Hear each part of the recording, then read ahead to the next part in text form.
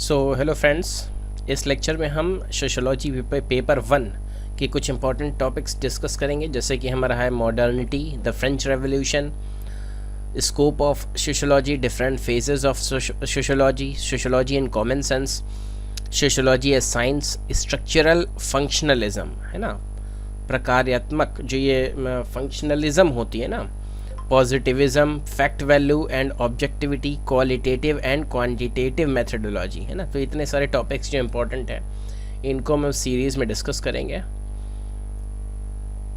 तो चलिए शुरू करते हैं। सोशोलॉजी द डिसिप्लिन, है ना, मॉडर्निटी क्या आधुनिकता है, एंड सोशल चेंजेस, समाज में बदलाव यूरोप में कैसे हुए, इमरजेंस ऑफ सोशोलॉजी कैसे हुआ, सोशोलॉजी कैसे जो है आया विचार में, इसको हम डिस्कस कर रहे हैं यहाँ पे।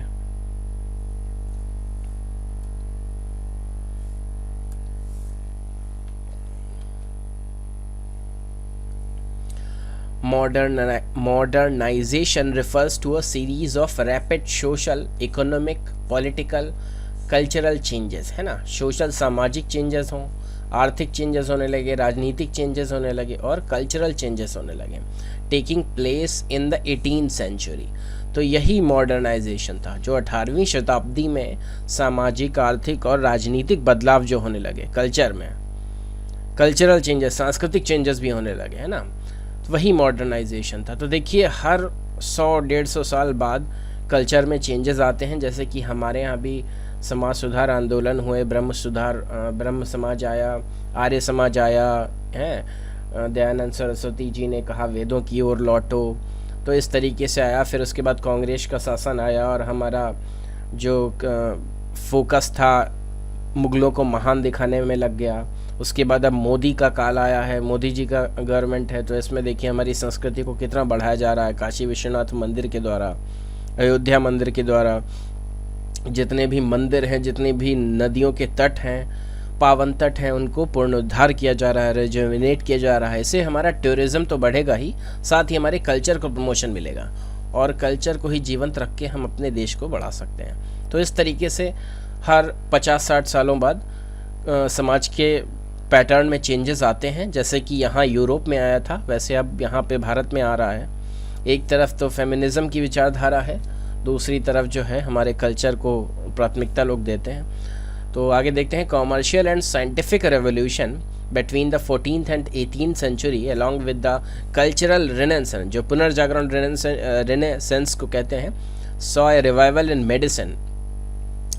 मेडिसिन का रिवाइवल हुआ, चिकित्सा पद्धति का रिवाइवल हुआ, art, literature, astronomy, navigation, chemistry, philosophy and so on. Ideological modernity क्या थी, हम कैसे अपने विचारकों की आधुनिकता कैसे कर पाएँ।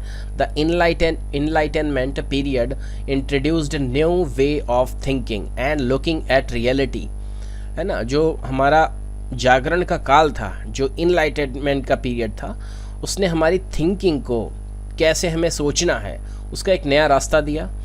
फेथ इन ह्यूमन प्रोग्रेस, ये विश्वास दिलाया कि ह्यूमन प्रोग्रेस कर सकते हैं। Ability of science to offer solutions and improve human conditions, science की एबिलिटी पे विश्वास करने को कहा गया कि इसमें सॉल्यूशंस हैं जो ह्यूमन कंडीशंस को सुधार सकते हैं।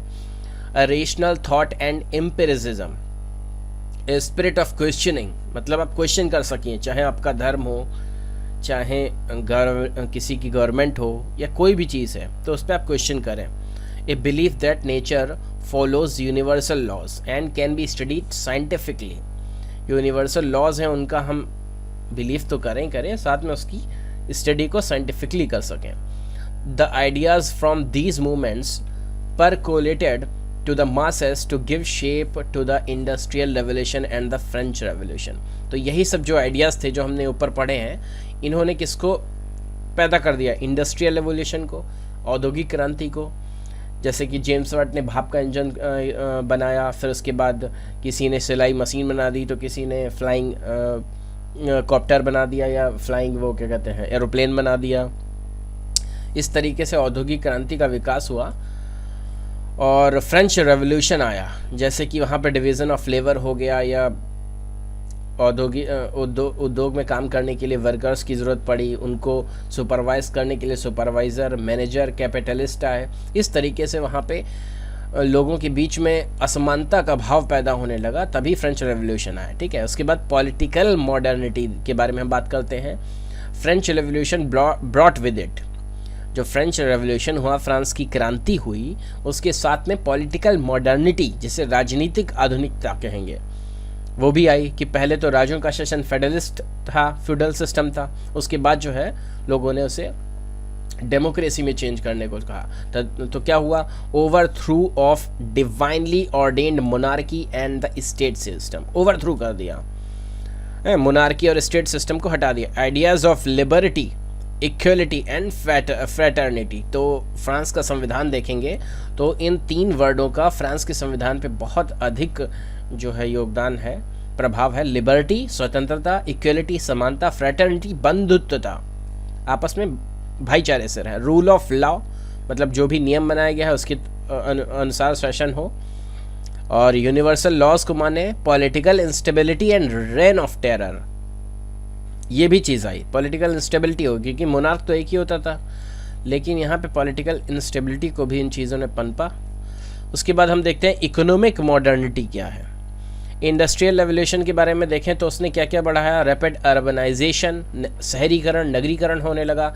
चेंजेस इन किनशिप स्ट्रक्चर, नातेदारियों में के स्ट्रक्चर्स में चेंज होने लगे। स्टेटस ऑफ वुमेन में कुछ चेंज हुआ। Mass production, mechanisation and world trade, विश्व व्यापार होने लगा, मास प्रोडक्शन होने लगा। पहले बुनकर जो थे एक एक स्वेटर को एक एक महीने में या कालीनों को एक एक साल में प्रिपेयर करते थे, लेकिन मास प्रोडक्शन में क्या हुआ कि एक साथ एक एक हज़ार कालीनें बन रही हैं, और वो भी कितने स्केल पे कि एक कालीन 2 दिन में बन के तैयार हो जा रही है, जो कि कश्मीरी औरतें एक एक साल लगा देती थी। ठीक है, तो मैकेनाइजेशन हो गया, सभी जगह मशीनों का उपयोग होने लगा। वर्ल्ड ट्रेड होने लगा, विश्व व्यापार होने लगा। कश्मीर की कालीनें यूरोप में बिक रही हैं, बनारसी साड़ी अमेरिका में बिक रही है ना। तो इस तरीके से वर्ल्ड ट्रेड होने लगा। Shift from agrarian to industrial economy, जहाँ पे जितने लोग खेती करते थे उनको वहाँ पे फ़ायदा नहीं हो पा रहा था, तो उन्होंने इंडस्ट्रियल इकोनॉमी सेट करना चालू कर दिया। चेंज फ्रॉम फेडरलिस्टिक टू कैपिटलिस्टिक, तो फ्यूडल जो जमींदारी व्यवस्था थी वो कैपिटलिस्ट में चेंज हो गए, फ्यूडल सिस्टम चेंज हो गया। इमर्जेंस ऑफ मिडिल क्लास, जो सामान्य वर्ग था उसका उदय हुआ, जो अभी है मिडिल क्लास। भारत में 70% मिडिल क्लास है। तो poverty, disease and exploitation, poverty आ गई, गरीबी आई, डिसीज बीमारियां आई, एक्सप्लॉयटेशन होने लगा लोगों का।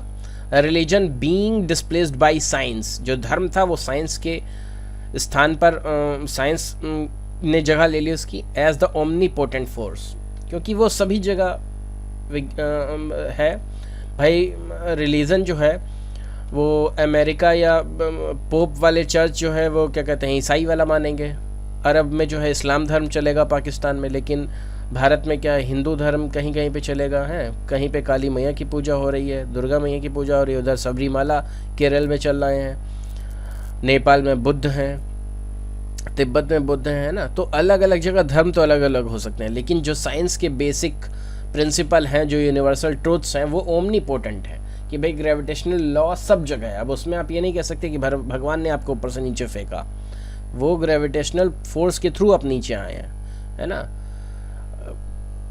तो ये सब जो हैं ये ओमनीपोटेंट फोर्स हैं साइंस। जैसे कि आप देखते हैं बहुत ही एग्जाम्पल है, ऐसे करके पहिया लेते हैं, उसके रिंग में ऐसे धागा बांध देते हैं और इस पहिए को ऐसे करके घुमाते हैं, तो ये पहिया जो है गिरता नहीं है ना। अब ये कहते हैं इसमें भगवान ने कोई शक्ति लगा दी हो या ये कृष्ण जी का सुदर्शन चक्र है, ऐसा कुछ नहीं है। ये अभिकेंद्रीय बल है जिसे सेंट्रीफ्यूगल फोर्स कहते हैं, है ना। तो इस तरीके की बातें हैं जो रिलीजन को जो है डिस्प्लेस होना पड़ा, किससे, साइंस से। The central concept of society namely religion, community, power, wealth etc were all talking on new bearings and near applications. The central concept of society, society का एक सेंट्रल कॉन्सेप्ट आ गया है ना, namely religion, community, power, wealth, ये सब चीज़ें आई हैं। The contrast between present and past seemed Stark.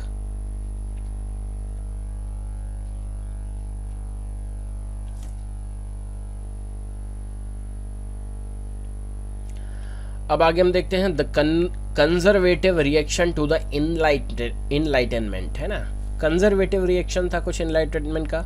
The most extreme form of opposition to enlightenment idea was a French Catholic counter revolutionary philosophy as represented by the ideas of Louis de Bonald and Joseph de Maistre. Bonald, for example, was distributed by the revolutionary changes of French Revolution. तो इसको हम ignore करते हैं, यहाँ पे देखते हैं Irving ज़िटलिंग ने क्या कहा। Early sociology developed as a reaction to the enlightenment. जो पहले की सोशियोलॉजी थी, जो प्रारंभिक सोशियोलॉजी का समाजशास्त्र का जो विकास हो रहा था, वो रिएक्शन था इनलाइटनमेंट का। जो लोगों का बुद्धि जाग रही थी, है ना, एक तरीके से कह सकते हैं, वो उसका रिएक्शन जो था वो समाजशास्त्र बना। He outlined some major propositions that he sees as emerging from this conservative reaction and providing the basis for the development of classical French sociological theory. तो उन्होंने ये बताया कि क्लासिकल फ्रेंच सोशियोलॉजिकल थ्योरी जो है वो कहाँ से डेवलप हुई, कंजर्वेटिव रिएक्शन से। ठीक है, अब इसके पॉइंट देख लेते हैं। Whereas enlightenment thinkers tended to emphasize the individual, the conservative reaction led to an emphasis on society. It was viewed on something more than simply an aggregate of individuals. मतलब एक एग्रीगेशन होता है individual का society में। It was seen as having an existence of its own with its own laws of development.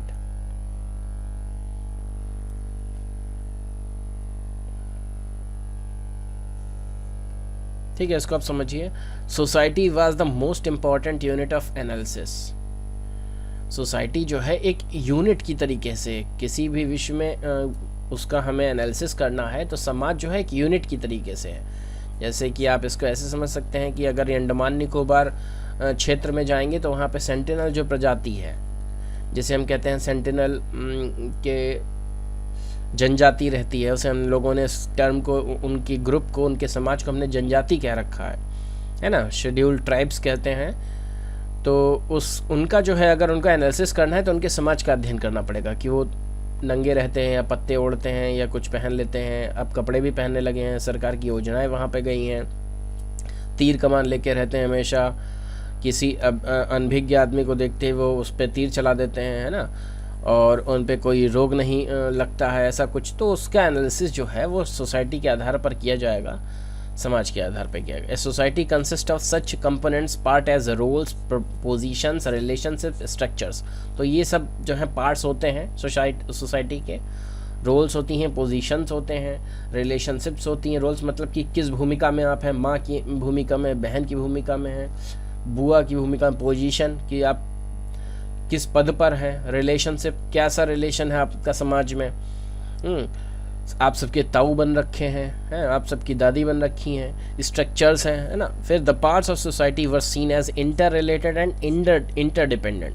कुछ जो part हैं society के वो इंटर रिलेटेड दिखाई पड़ते हैं, आपस में जुड़े हुए, या इंटरडिपेंडेंट आपस में आश्रित हैं। जैसे कि IAS वर्ग जो UPSC हैं, IAS ऑफिसर्स हैं, वो कार्य नहीं कर सकते जब तक कि उनका ग्रुप डी वर्ग के ग्रुप डी के जो है ऑफिशियल्स उनका साथ ना दें, है ना। इसी तरीके एक समाज में एक साफ सुथरा व्यक्ति तब तक नहीं रह सकता जब तक कि सफाई कर्मचारी अपना काम ना करें, है ना। अगर सफाई कर्मचारी काम नहीं करेंगे तो दिक्कत हो जाएगी। तो इसी तरीके से ये समूह ये हैं जो ये आपस में इंटरडिपेंडेंट रहते हैं एक समाज में। Various components of society were seen as satisfying people's needs.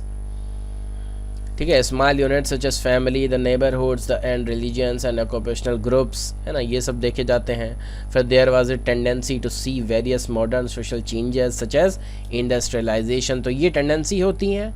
Urbanisation होता है, ब्यूरोक्रेटाइजेशन हो जाता है, मतलब कि अधिकारी वर्ग ज़्यादा बढ़ जाता है, लाल फीताशाही होने लगती है। हैविंग डिसऑर्गेनाइजिंग इफेक्ट्स हो जाते हैं। These changes were viewed with fear and anxiety, है ना। फिर इसमें भय और जो है चिंता आने लगती है। किसी ने रिश्वत ले ली तो उसको रखे कहाँ पैसा, उसकी चिंता। किसी ने दे दी तो कितना देना है, कहाँ से देना है, उसकी चिंता। डर है कहीं सस्पेंड ना हो जाए। ये सब चीज़ें होती हैं समाज में। तो ये इसी चीज़ को जो है इन साहब ने डिस्कस किया है, किन्होंने, इरविंग ज़िटलिंग ने। तो इस लेक्चर को यहीं तक रखते हैं। धन्यवाद।